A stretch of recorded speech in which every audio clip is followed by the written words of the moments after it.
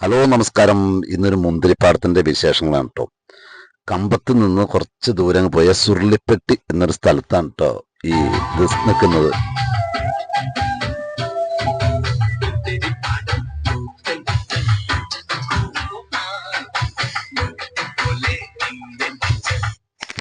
അങ്ങനെ ഞങ്ങൾ ഈ മുന്തിരിപ്പാടത്തിന്റെ ഉള്ളിൽ കൂടെ ചെന്നു കഴിഞ്ഞ് കഴിഞ്ഞപ്പോൾ അതിന്റെ ഉള്ളിൽ ഒരു ഫാമിലി താമസിക്കുന്നുണ്ട്.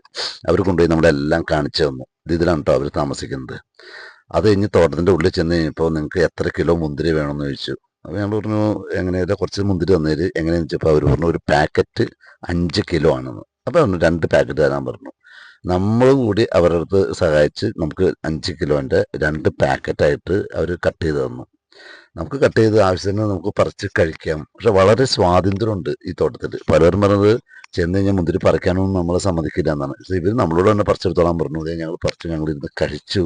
നല്ല ടേസ്റ്റ്. അങ്ങനെ അതേ പെട്ടിയിലാക്കി 2 ബോക്സ് നമ്മൾ വണ്ടിയിലേക്ക് എടുത്ത് കയറ്റി വെച്ചു. അപ്പോൾ അവർ വളരെ സന്തോഷമായിട്ട് കിലോത്തിന് വെറും 40 രൂപയുള്ളൂ കേട്ടോ. അപ്പോൾ ഈ സ്ഥലം നിങ്ങളും പോയി ഒന്ന് കാണണം കേട്ടോ.